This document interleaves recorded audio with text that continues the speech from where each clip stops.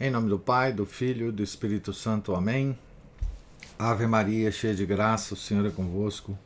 Bendita sois vós entre as mulheres, e bendito é o fruto do vosso ventre, Jesus. Santa Maria, Mãe de Deus, rogai por nós, pecadores, agora e na hora de nossa morte. Amém. São José, rogai por nós. São Felipe Neri, rogai por nós. Nossa Senhora de Fátima, rogai por nós. Em nome do Pai, do Filho e do Espírito Santo. Amém. Bom dia a todos. Nós estamos aqui na página 395, no topo da página, do livro Ao Pé da Cruz, ou As Dores de Maria, escrito pelo padre Frederick William Faber. Todos os que estavam presentes ao enterro se ajoelharam diante do corpo e o adoraram profundamente, e depois se voltaram como se estivessem separando de forte atração e partiram em silêncio. José, como nos diz São Mateus, rolou a grande pedra da porta do sepulcro e também seguiu o seu caminho. Maria, com João e com Madalena, retornou lentamente ao cume do Calvário. Ela precisaria repousar depois da incrível agonia daquele momento na sepultura. Mas o repouso ainda estava longe da mãe de coração partido. Sua alma, despedaçada por aquele último assalto de sofrimento, tem de passar ainda por uma nova prova terrível antes de chegar à casa de João, em Jerusalém. Após isso, não haveria alívio por 3 dias para a angústia de sua desolação, 3 dias bíblicos, da noite de sexta-feira ao alvorecer de domingo, à aurora da ressurreição. A cruz repousa no caminho do Calvário.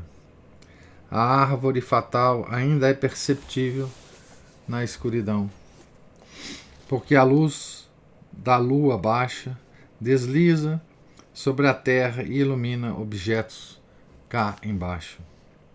Mas estas formas parecem maiores e aumentadas. Maria repousa um pouco e cai de joelhos para adorar o sangue respingado na cruz.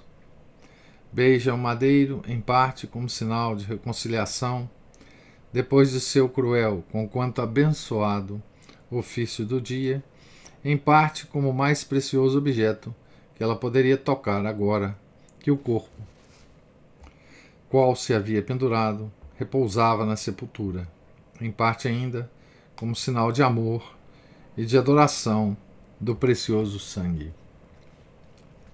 Quando se levantou, seus lábios estavam marcados com sangue. Terrível selo de amor que o filho gravou na boca e nas faces de sua mãe, daqueles lábios seus que eram, abre aspas, como se lírios pingassem seleta mirra, fecha aspas. Ó mãe, abre aspas, tuas faces são como as metades de uma romã por trás de teu véu, fecha aspas. A boca manchada de sangue, dando voz à alma celestial. Quanto passastes deste que cantastes o Magnificat. Vosso silêncio agora é tão eloquente como vossa canção o foi outrora. Ela desvia-se da cruz. Abaixo dela se estende a cidade culpada, ampliada e indistinta, no ar turvo, com algumas inquietas luzes a tremeluzir aqui e ali, e os irregulares sons da noite a subir ao ar. Não havia palavras de repreensão em seus lábios, nenhum olhar de reprovação em seus olhos. Observou tudo, do imponente templo aos portais externos da cidade. Viu o exército de Tito cercar suas paredes, e as mães que sacrificaram seus pequenos por comida. Viu a antiga predileção de Deus retirar-se de Sião, como uma nuvem dourada que segue o pôr do sol ao horizonte. Mas suspirou por Jerusalém. Nem uma semana se passara desde que ela havia pouco enterrara, havia derramado lágrimas de amor exaltado e de persistente predileção sobre aquela cidade escolhida do Deus de Abraão, de Isaque e de Jacó. Desde então, como fizera penitência. Crucificara aquele que havia chorado, aquele a quem seus pequeninos, com seu coração puro, haviam saudado com hosanas. Pobre Jerusalém! Ela sabia que estava condenada, mas havia espaço em seu coração partido para a culpa da cidade, assim como para o massacrado filho. Uma nuvem de bela história paira sobre os seus lúgubres santuários até os dias de hoje, mesmo em sua desonra. Maria, entrando na cidade naquela noite, depois das lágrimas de Jesus, é dos mais patéticos de seus memoriais. Meio enterrada em sua ruína, nenhuma cidade sobre a terra é tão querida do coração crente. Uma cidade que ele indubitavelmente verá quando encontrar seu Salvador, que ela matou, e que virá para julgar as tribos de homens no vale de Josafá. Através do mesmo portão pelo qual havia deixado a cidade de manhã, ela reentrou de noite. Segundo a contagem humana do tempo, passaram-se 10 horas. Mas nos propósitos de Deus, nos anais da graça, nas crônicas daquele coração partido, foram um longo período de séculos. Mais longo que os anos que correram desde o dia de Abraão. Foi naquela sexta-feira que chamamos Santa, em parte para cobrir as ações más praticadas, em parte porque daquela injustiça nos vem a nós um infinito de misericórdia. Para entender a agonia de Nossa Santa Mãe, que Nossa Santa Mãe teve de sofrer, devemos levar em consideração diversas circunstâncias. Havia demasiada saturação de amargura em sua alma para permitir-lhe sentir sensivelmente a dor da fome. Ela não a havia sentido durante os 3 dias da perda, mas jejuou severamente com suas forças. Nenhum alimento havia cruzado sua boca desde a noite anterior. Nenhum sono havia visitado suas pálpebras na noite da quinta-feira, e havia poucas possibilidades de ela dormir agora, enquanto Jesus estava deitado na tumba.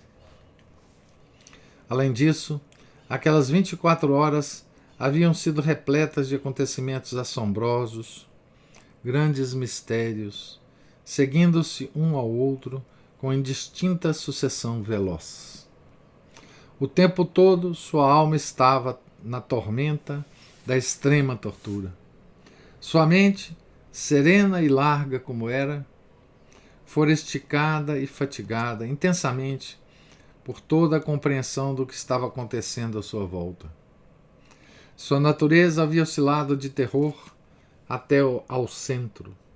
Ela estava exaurida pela fadiga corporal de permanecer em pé por tantas horas. A própria intensidade de sua adoração constante havia pilhado as fontes de sua vida.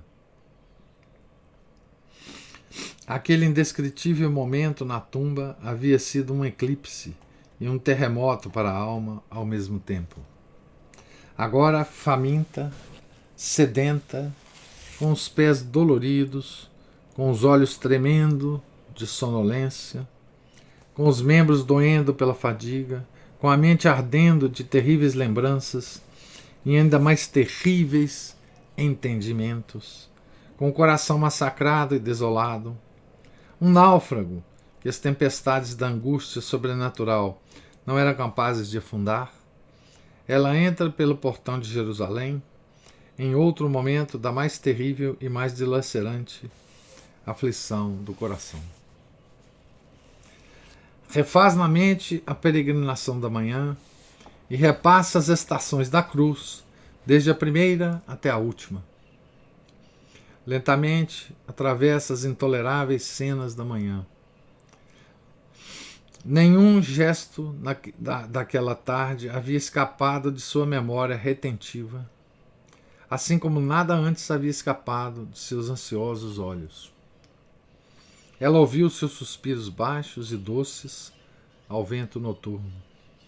O belo rosto desfigurado olhou-a através da noite. Ali ele caíra, e seus pés queimavam e tremiam enquanto permanecia no lugar.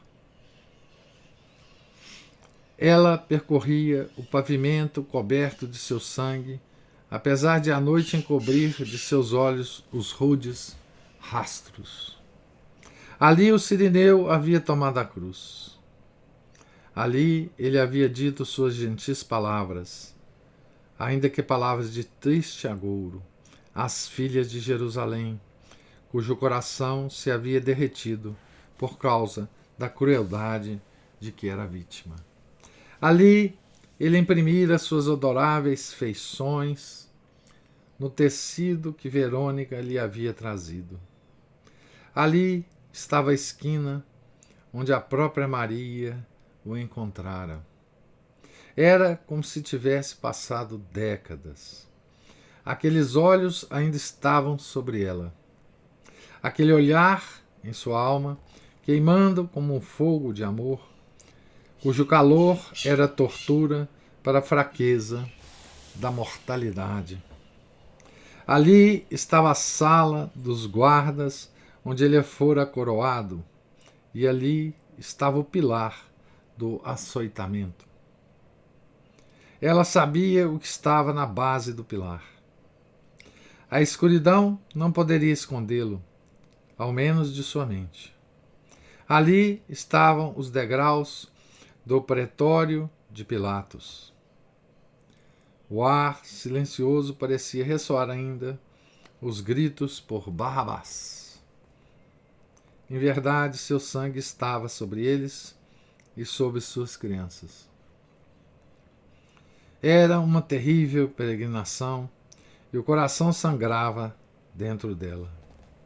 Sempre fora uma prova de amor revisitar cenas de tanta tristeza. Mesmo quando o tempo fecha as feridas, continua uma amarga dor por suportar.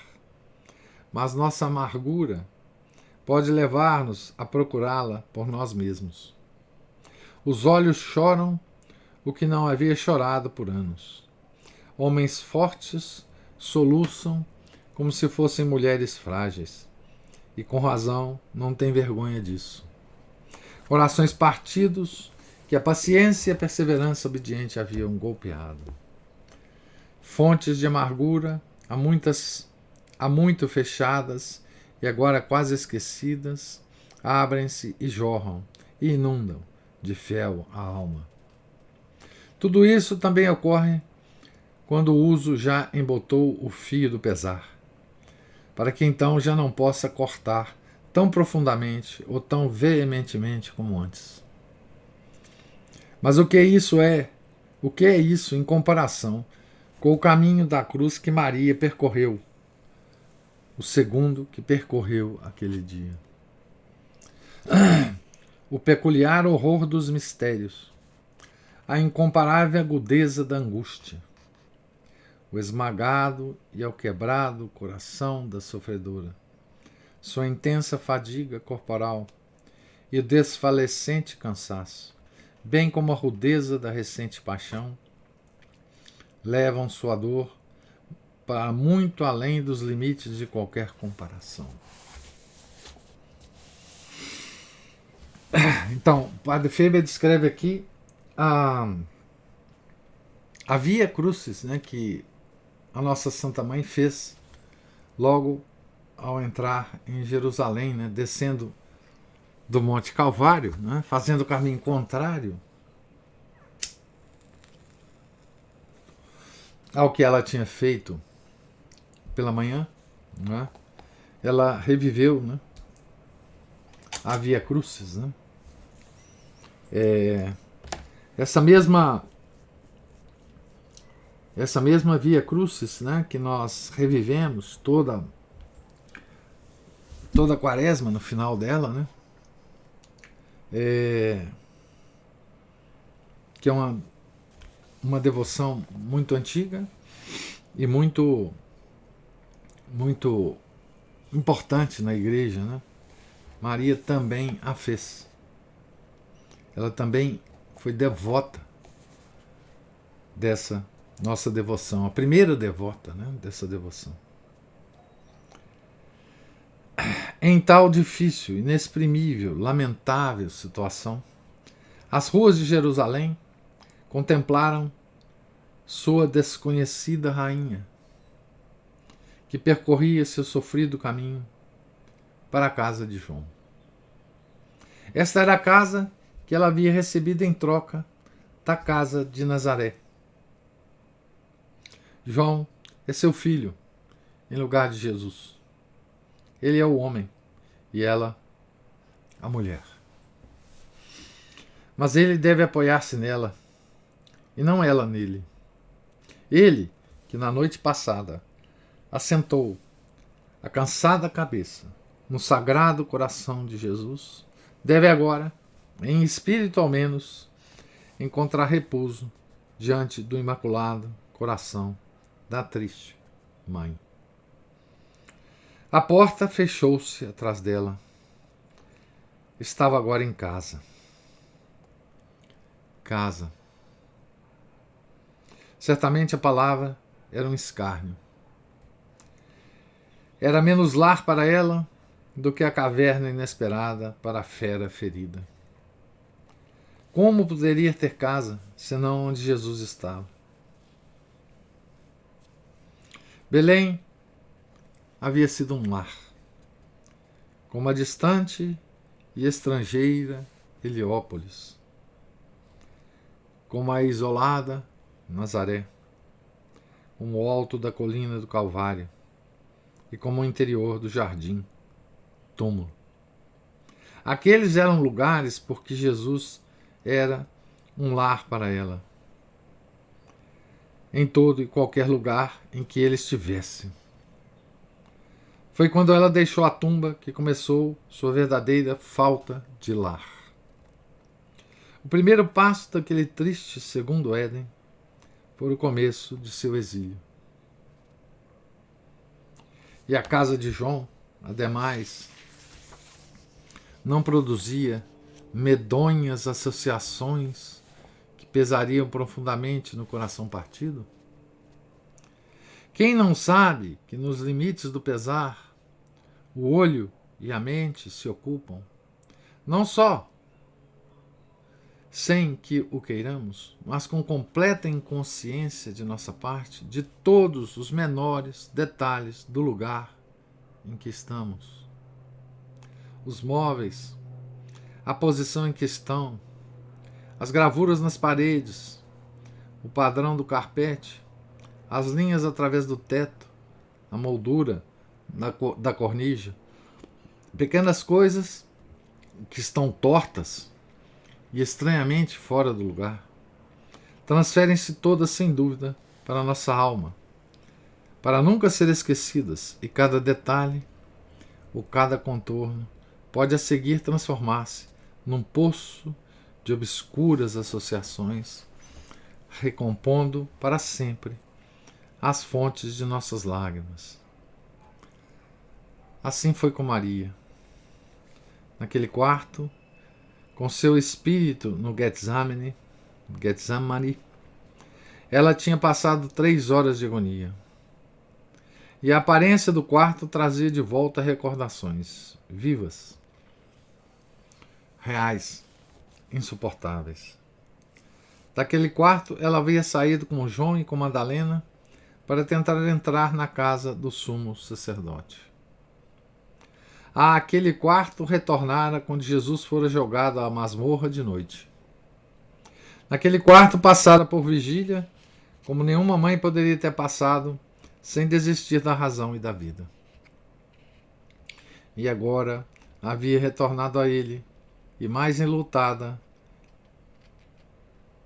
a mais desolada de todas as criaturas de nosso Pai Celestial, e tudo isso porque era a mais próxima dele e sua mais amada. Ali, com o silêncio companheiro de João e de Madalena, em profunda solidão, ela ficou durante outras 24 horas. Seu luto permanecia entre mentes nas alturas, porque estava além do alcance do hábito, do tempo e da calma. Ninguém senão Deus poderia mitigá-lo. E seu tempo, o tempo de Deus, ainda não havia chegado. Na verdade, o pesar antes crescia. Como todo e qualquer trabalho divino, suas dimensões eram de tão incríveis proporções que parecia menor do que realmente era. Sua vastidão, que estava escondida aos olhos, manifestou-se à experiência. A tempestade também crescia e turvava sua alma sem luz nem som. A verdadeira e temível tempestade, a iluminar invisivelmente o próprio centro de sua tranquilidade. Era uma tempestade aprisoada, mas excessivamente dolorosa. Manteve vivas a rapidez, a energia e a vitalidade de sua dor, poderia penetrar agudamente em toda a parte de sua natureza. Estabeleceu-se nas profundezas de sua alma, preenchendo cada lacuna, convertendo, absorvendo, transformando todas as coisas que encontrava. Por isso sua fé se tornou agonia, assim como seu amor e sua esperança. Todas as faculdades, as três virtudes teologais, né? Todas as faculdades de sua mente estavam no limite. Sua razão estava em profundo pesar. Sua imaginação causava, com seu exercício, uma dor aguda. Sua memória aglomerava-se nas avenidas de todos os seus sentidos, enchendo-as de fogo, de amargura, de terror. Sua vontade, carregada de todas essas misteriosas dores, estava suspensa, como uma sorte de banco de tortura, em sua mais agonizante tensão, mas ainda calma e corajosa, preterindo o choro, não deixando que nenhum sinal de tortura passasse em sua face, mas pacificamente, passivelmente, remetendo tudo a Deus.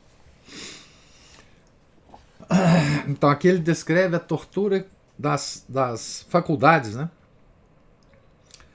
Superiores da alma. Né? Então ele fala da razão, ele fala da imaginação, ele fala da memória e ele fala da vontade. Como que cada uma dessas faculdades eram fontes de tortura.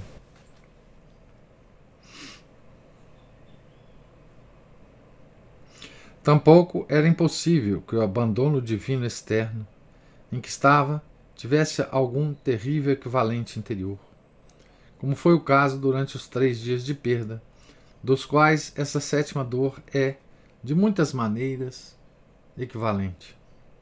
Era uma completa possessão de angústia, uma miraculosa transformação da vida humana, maior e mais abrangente que outras vidas humanas, numa personificação viva do pesar. Este era o mistério da sétima dor, ou melhor, dos poucos limites que escapavam ao sigilo do coração de Maria e que nossa limitada visão pôde enxergar. Se é difícil contar a história, será ainda mais difícil especificar suas peculiaridades. Então aqui ele vai começar a descrever a peculiaridade, as peculiaridades das dores, né? Da sétima dor, desculpe. Então eu vou terminar por aqui a leitura de hoje. Antes de entrar terminar com essa descrição, né? O Padre Faber faz aqui.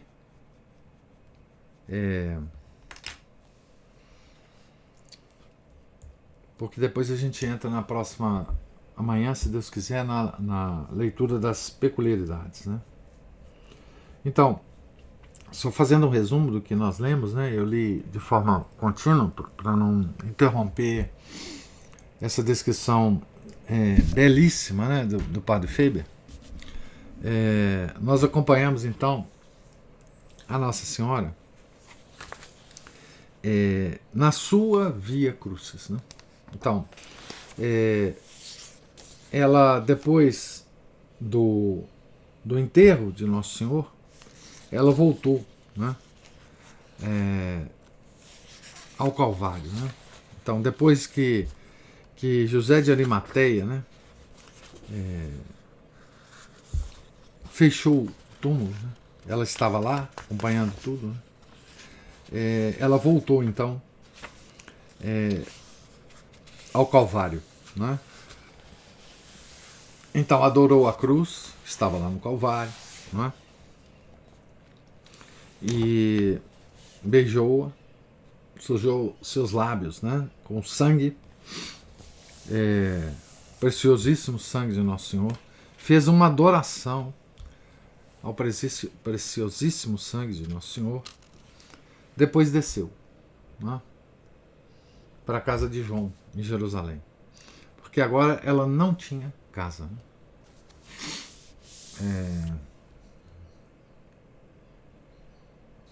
Era viúva, cujo filho morreu. Nós temos várias prefiguras de Maria no Antigo Testamento, né? De viúvas com filho único, em que o filho morre e ela fica desamparada, né? Mas então Maria não estava desamparada, porque ainda na cruz Nosso Senhor designou o filho a partir de então de Maria, que era João.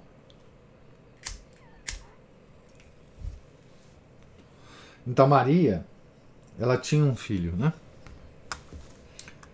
Agora, a partir de então. Então ela foi para a casa de João, casa esta que ela esteve, né, na quinta-feira, e da qual ela saiu para acompanhar a Via Crucis, né, real. Então João já estava cuidando dela antes, né? Ela já tinha ido para a casa de João, né? Também era a única casa que ela poderia ter ido, né? Porque os outros apóstolos tinham fugido, né? Então ela foi para a casa de João, né? Então, nessa descida, né, ela faz a primeira vez a adoração da Via Crucis, né? Ela é a primeira devota da Via Crucis, né? Certamente acompanhada de João e Madalena, né? Em silêncio, né? Então ela rememora todos os fatos, né? Depois ela olha para Jerusalém, né, e chora também por Jerusalém, né, como Nosso Senhor chorou por Jerusalém, né? Então, segundo o Padre Faber, né, uma bela imagem, né, ela já enxerga, né, os batalhões do general Tito, né, cercando Jerusalém, né? Esse cerco de Jerusalém é uma coisa assim impressionante quando a gente lê sobre ele, né? O cerco de Jerusalém. Tem uma descrição muito, muito boa desse cerco de Jerusalém no livro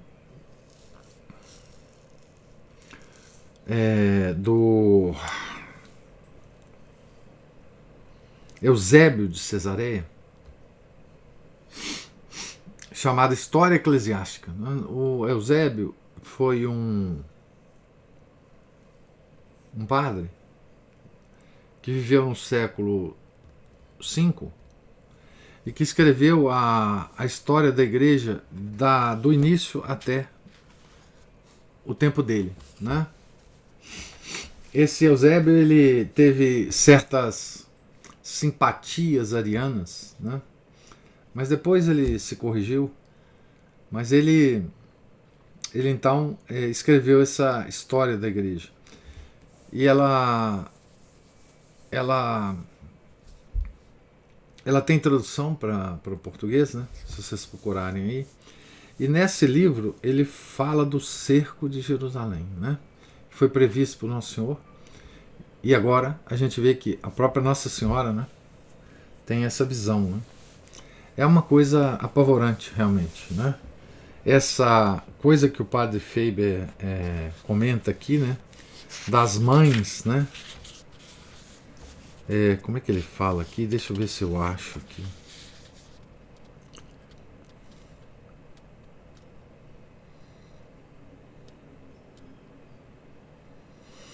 Viu o exército de Tito cercar suas paredes e as mães que sacrificaram seus pequenos por comida.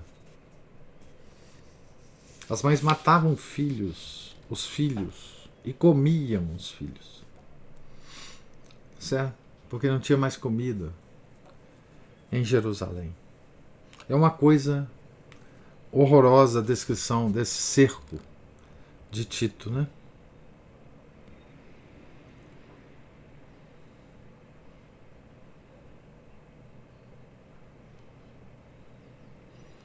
E ela fala aqui que Deus desistiu de Jerusalém, né? Deus se retirou de Jerusalém. Ele fala: viu a antiga predileção de Deus retirar-se de Sião, como uma nuvem dourada que segue o pôr do sol ao horizonte.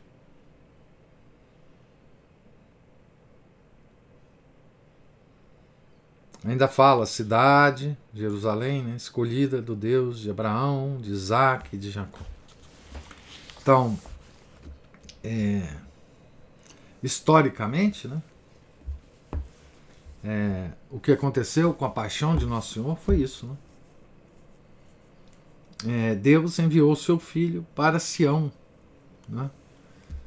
E como ele tinha feito várias vezes, né, ele ofereceu a Sião uma graça, né? E Sião rejeitou, né? Então ele se retira. Né? E aí deixa Sião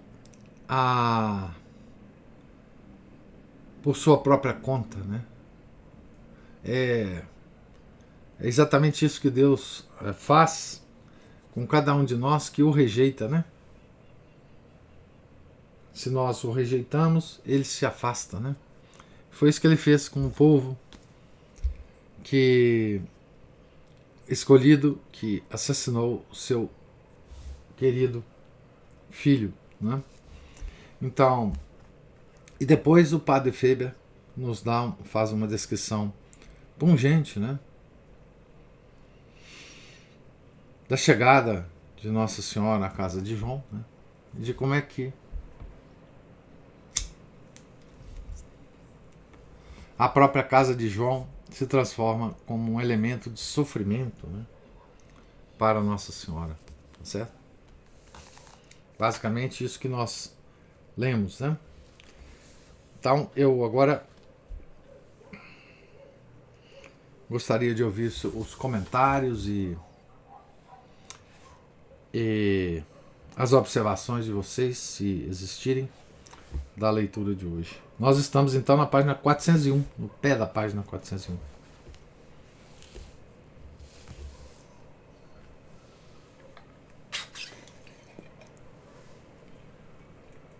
professor.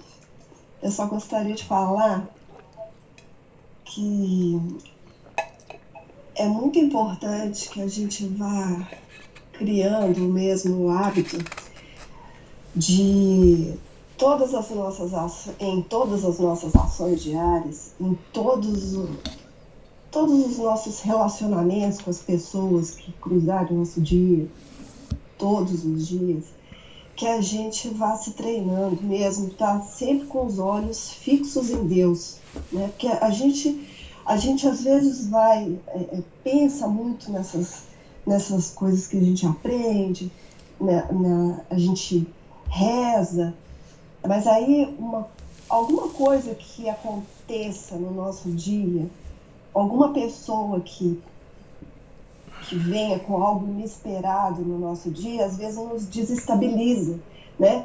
E a gente não colhe o fruto dessa oração. Então, assim, é muito importante mesmo, né, que a gente treine, né, estar com os olhos fixos em Deus, como Nossa Senhora o tempo todo estava, porque quando nós passarmos por uma dor, essa visão, esse olhar fixo em Deus não vai nos anestesiar da dor, mas ela vai dar um propósito para a dor e a gente não vai ficar arrasado, né? Pois é, né? É a tal tranquilidade de Nossa Senhora, né, Ana Paula? Sim. Por mais que ela. Maior que a dor que ela sentia, né? Existia um centro de tranquilidade na alma dela. Coisa que não acontece com a nossa, né? Sim. Nós somos sempre agitados. É o centro da nossa alma que está agitado, né? Não só pessoa, mas notícia, né? Hoje está muito comum a gente se desestabilizar por qualquer notícia, né? Achar que aquela notícia ou aquele acontecimento vai mudar completamente o mundo. Agora vai acontecer tudo, vai ser destruído, vai ser. E a gente. Nós não conseguimos manter a nossa tranquilidade, né? Porque não existe isso que você falou, né? Que você bem falou, né? Nós não temos o olhar fixo em Deus, né? Porque por mais que se transformem as nossas vidas por um ou outro acontecimento, o que nós temos que preocupar é com a salvação da nossa alma, em fazer tudo para que a nossa alma se salve, mesmo que aquele acontecimento realmente venha a causar um cataclisma, né? Porque a gente não tem condição de analisar isso, está fora das nossas possibilidades de previsão, né? Então, a gente vê nós tivemos um exemplo e exercemos, de certa forma,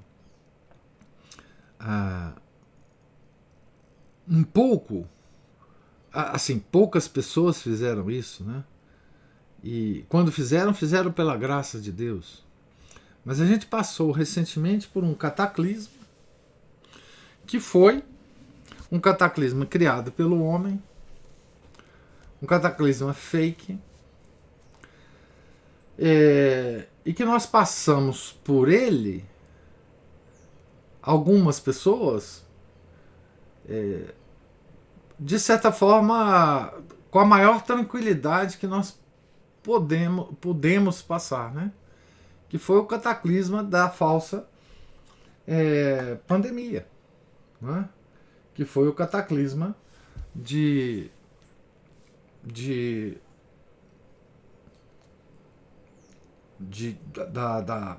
das pessoas morrendo no meio da rua e não tendo tempo nem de levar para casa, né? A figura que nos venderam no início da pandemia é que as ruas das nossas cidades iam se encher de corpos de defuntos, né? Então, e todo o resto, né, do terrorismo que fizeram, né? Então, nós passamos por uma experiência, para muitos, uma experiência, digamos assim, dos donos do mundo, né? Experiência social, mas para nós foi uma experiência espiritual. Nós pudemos perceber nesse cataclisma, ou podemos exercer de forma torta e imperfeita certas virtudes cristãs, né? Certas virtudes cristãs. Numa situação que nós tínhamos pouquíssimo controle, né?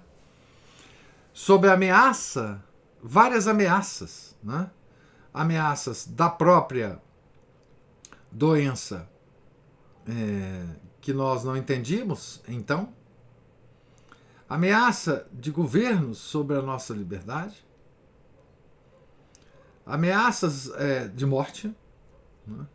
Ameaças da gente ter que ir num hospital por qualquer razão e eles nos internarem lá e nos entubarem, ameaça de todo tipo, né? Então nós já estamos, de certa forma, escolados, né, com essas intranquilidades que vêm do mundo, né? E quem conseguiu manter uma certa serenidade no meio da turbulência, né, colheu muitos frutos positivos, né? Muitos frutos positivos. Mesmo quem ficou doente, né? Mas também agiu com tranquilidade, né? Enfim, nós temos que aprender com isso, né? A não nos envolvermos nessa ebulição do mundo, né? Mesmo quando estamos em período de sofrimento, né? Quantas pessoas aqui, né, passaram por situações com parentes, né, enfim, com mãe, pai, marido, né, Cristina? Doentes enfim, tentando fazer o melhor possível dentro da situação, né? Você com sua mãe, né, Ana Paula, se não me engano. Enfim, cada um tem uma história para contar, né, nessa situação, né? Mas enfim, que nós aprendamos com isso, né? A isso que você falou, né? Em toda situação, ter um olhar fixo em Deus, né? Nosso Criador, né? E no seu Filho, né? Que veio nos redimir do pecado. Mas é tão difícil, né, manter essa tranquilidade, né? Muito difícil.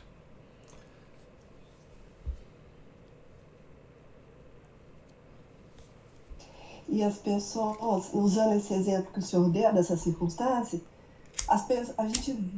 se a gente procurar lembrar, né, daquele auge, a gente vê que quanto mais a pessoa está afastada de uma vida espiritual, de uma vida de oração, mais elas se desesperaram, mais confusas elas ficaram. Claro. Né? Isso não serve de parâmetro também. Claro. O que nós começamos a fazer, né? Nós começamos a rezar. Simplesmente. Né? As várias orações da igreja para isso. A igreja tem orações para isso, né? A rezar e a esperar, né? Eu lembro muito nessa fase um lembrete que o nosso amigo, né, Sidney Silveira, sempre repetia, né, que é o seguinte: a prudência, a virtude da prudência, nos diz o seguinte, que em situações incertas como aquela, ele dizia ao longo do desenrolar, né, no desenrolar da coisa, que a prudência, em situações incertas como aquela, nos aconselha a não fazer nada enquanto não tivermos alguma certeza. Então, nessa tormenta, o que a gente tem que fazer é nos proteger da tormenta e ficar quieto, sem agir. Essa é a prudência da situação. Porque agora, quando todas as revelações já foram feitas, quem acompanha minimamente o desenrolar das coisas depois da tormenta, a gente vê que nós tínhamos exatamente que não fazer nada naquele momento. É seguir, por exemplo, nos casos mais graves, as orientações das pessoas mais sensatas. Foi o que, por exemplo, fez a Cristina, né, ao cuidar do seu maridão. Ou seja, fazer a coisa mais sensata na hora. Né? Não ficar, não entrar em pânico. Né? E se aconselhar nas pessoas que a gente percebia que eram as mais sensatas naquele momento. Né? Cada um de nós estava em perigo de adoecer e de ir para um hospital qualquer e de ser entubado e morrer. Né? Porque a intubação é um pé na cova. Hoje nós sabemos de tudo. Não tem nada mais, enfim,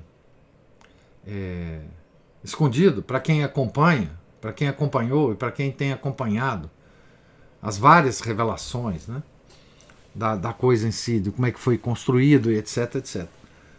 Então, hoje nós podemos, mas na época, quando a gente não sabia de nada, né, a prudência que tinha que nos aconselhar. Né? Para aqueles que tiveram a graça de não contrair a doença, ou de contrair e passar tranquilamente por ela, tudo bem. Né? Nós ficamos quietos, simplesmente.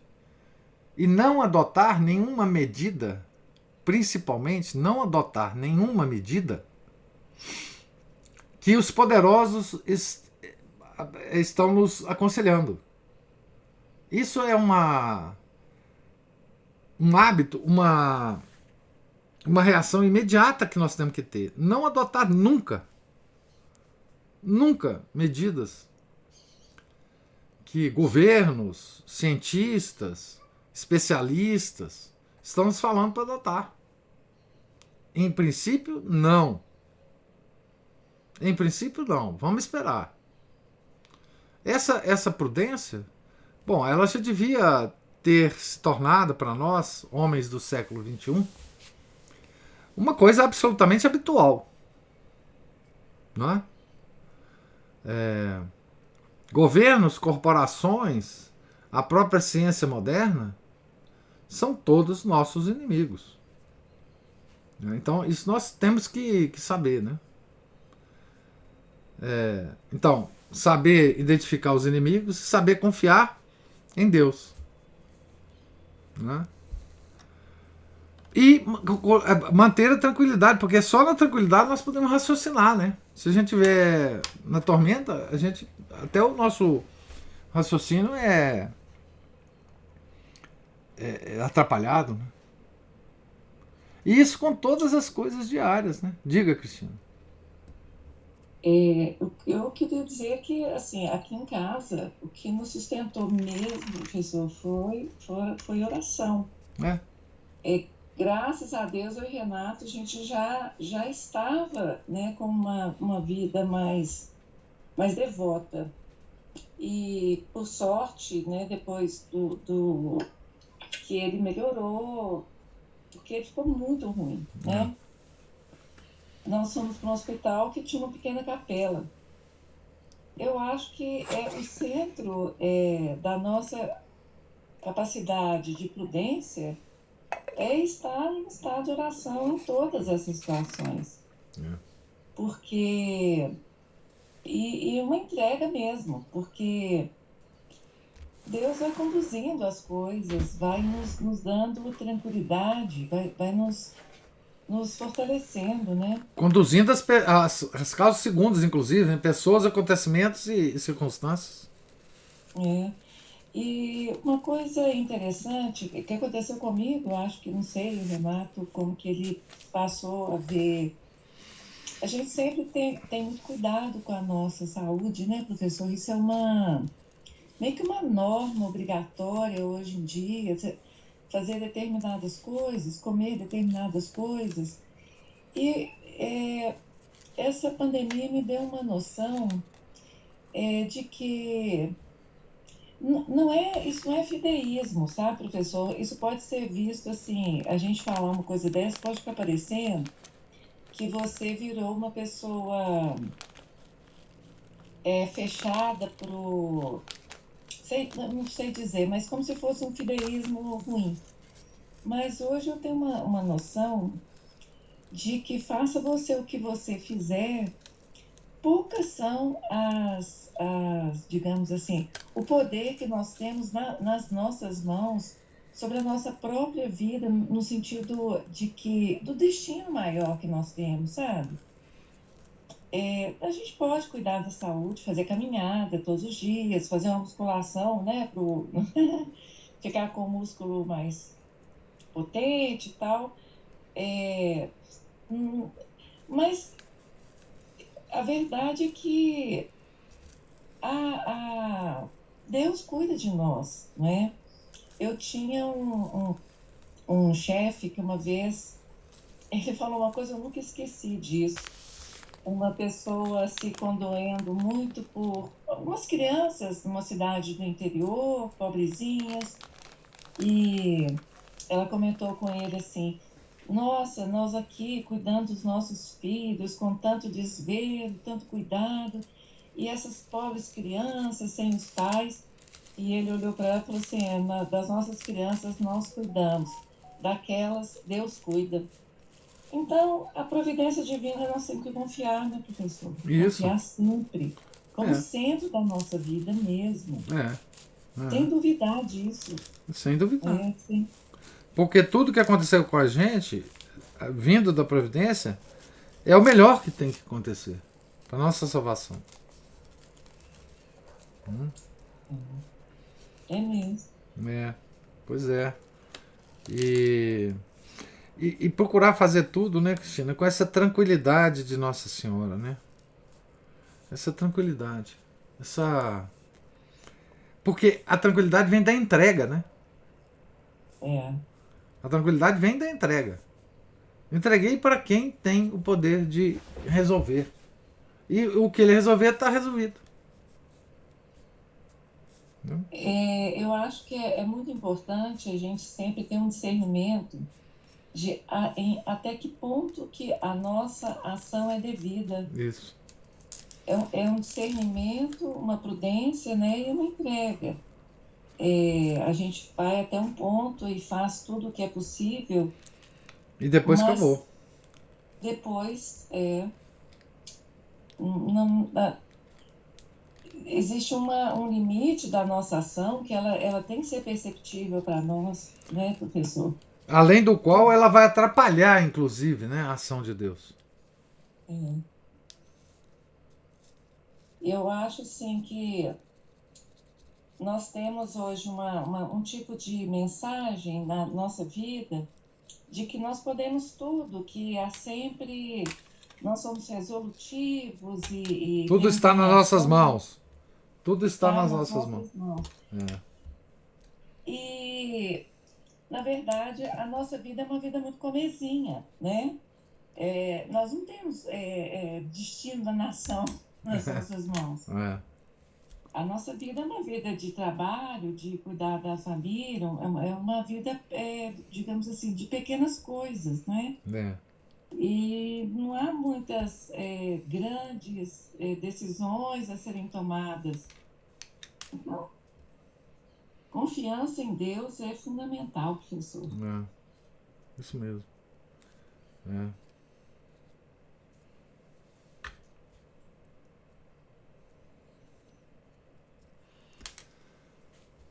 Então, mais alguma observação, gente?